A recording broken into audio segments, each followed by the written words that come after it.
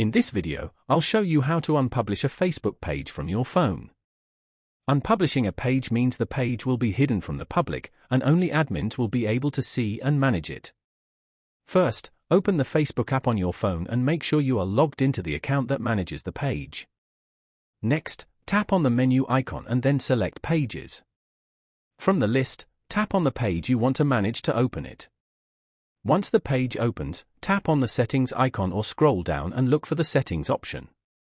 Inside the Settings menu, find and tap on Page Visibility. Here you will see two options related to your page's visibility.